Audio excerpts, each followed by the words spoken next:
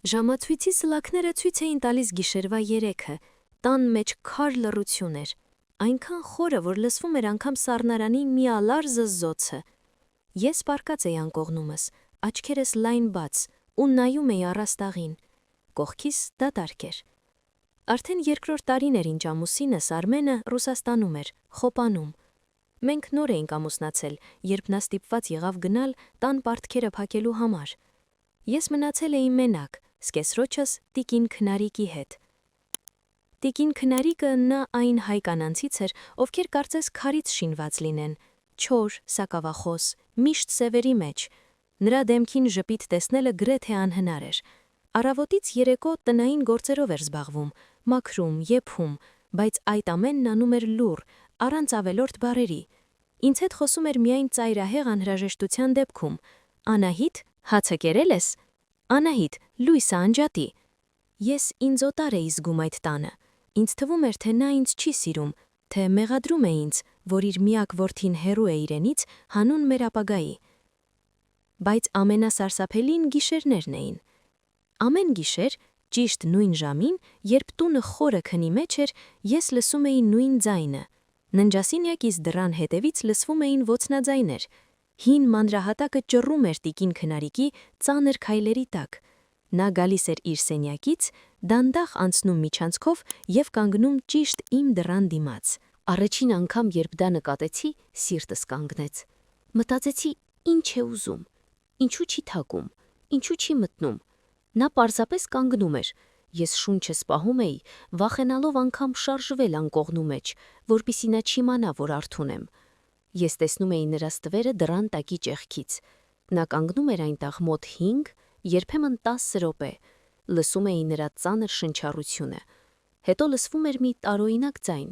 կարծես ձեռքով թեթևակի հպվում էր դռանը, ու նորից դանդաղ, ճռռացող քայլերով հեռանում։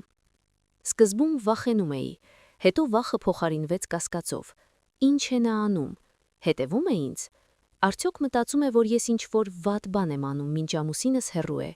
Միգուցե ստուգում է, տանն եմ, թե ոչ։ Այս մտքերը ուտում էին ինձ ներսից։ Ես ինձ զգում էի ինչպես բանտում, որտեղ հսկիչը ամեն գիշեր գալիս է ստուգելու կալանավորին։ Անցան ամիսներ։ Արմենի հետ խոսում էինք հեռախոսով, բայց ես նրան ոչինչ չէի ասում, չէի ուզում անհանգստացնել, չէի ուզում, որ նա մտածի, թե ես ու մայրը յոլա չենք գնում, բայց իմ նյարդերն արդեն տեղի էին տալիս։ Ես սկսել էի ատել այդ գիշերային ոտնաձայները։ Եվ ահա եկավ այդ գիշերը։ Նոյեմբերյան ցուրտ, անձրևոտ գիշեր էր։ Դրսում քամին հարվածում էր պատուհաններին։ Ես նորից արթուն էի, կարոտը խեղդում էր կոկորդս։ Արմենը 2 օր էր չէր զանգել, և ես տեղս չէի գտնում։ Եվ հանկարծ ճռոցը, նա նորից գալիս էր։ Քայլեր, քայլեր, քայլեր և լռություն։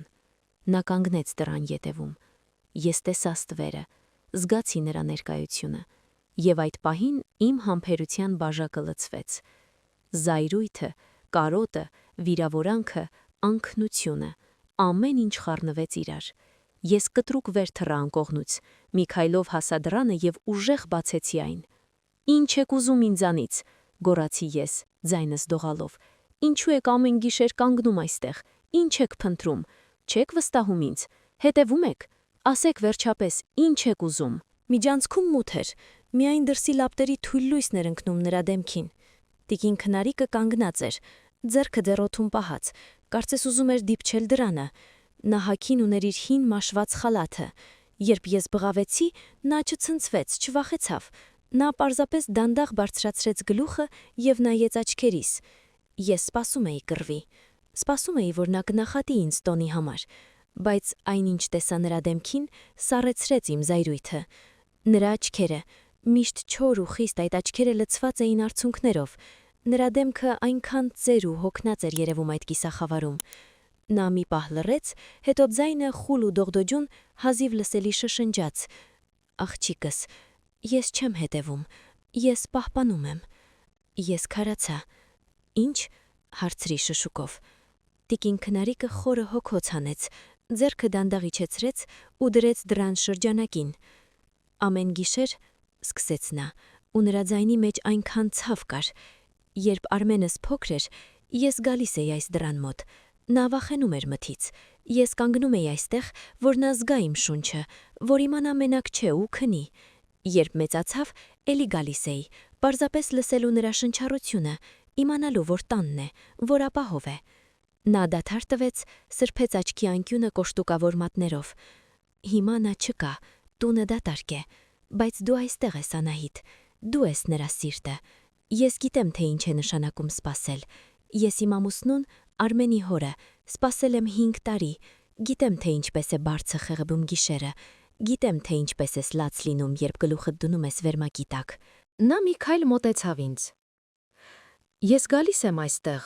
կանգնում եմ դռան հետևում ու աղոթում եմ։ Աղոթում եմ, որ դու համբերություն ունենաս։ Աղոթում եմ, որ սիրտդ չսառչի։ Ես լսում եմ քո հառաչանքը ու ուզում եմ ներս մտնել, գրկել քեզ, բայց վախենում եմ, որ կմերժես, որ կասես, պառավը խելագարվել է։ Դրա համար պարզապես խաչակնքում եմ դուռդ ու խնդրում Աստծուն, որ քեզ ուժ տա, որովհետև եթե դու կոտրվես, Արմենն էլ կկոտրվի այնտեղ հեռվում։ Դու ես այս տան լույսը, աղջիկս։ Ես չեմ հետևում,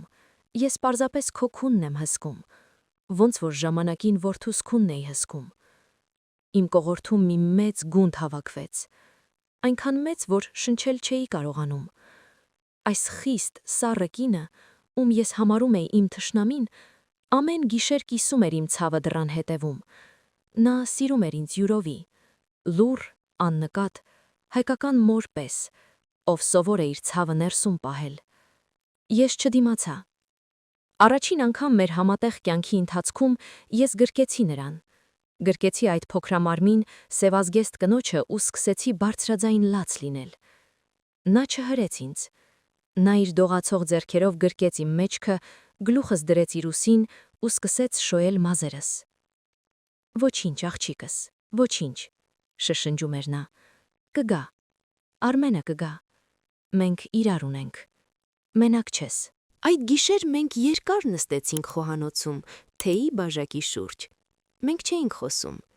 Բառեր պետք չէին։ Մենք պարզապես նայում էինք իրար ու հասկանում, որ այլևս օտարներ չենք։ Մենք երկու կին էինք, ովքեր սիրում էին նույն տղամարդուն և սպասում էին նույն հրաշքին։ Հիմա, երբ գիշերը լսում եմ ոտնաձայներ, ես էլ չեմ վախենում։ Ես ժպտում եմ մթության մեջ։ Ես գիտեմ, որ դրան հետևում կանգնած է իմ պահապան հրեշտակը, իմ մայրը։ Եվ մինչև Արմենի վերադարձը, այդ դուռը այլևս փակ չի լինում։ Մենք այն կիսաբաց ենք թողնում, որպեսզի կարոտը կարողանա ազատ ել ու մութ անել, բայց երբեք չմնա մեր սրտերում որպես ծանր բեռ։ Սիրելի հեռուստադիտող կամ ունկնդիր, հաճախ մենք դատում ենք մարդկանց, չիմանալով նրանց հոգու ցավը։ Հաճախ սառնության հետևում թաքնված է ամենամեծ սերը, իսկ լռության հետևում ամենաուժեղ աղոթքը։ Գնահատեք ձեր կողքիններին, քանի դեռ ուշ չէ, և եթե դուք էլ ունեք մեկին, ում կարոտում եք, թող Աստված ուժ տա ձեզ սպասելու և հասնելու լույսին։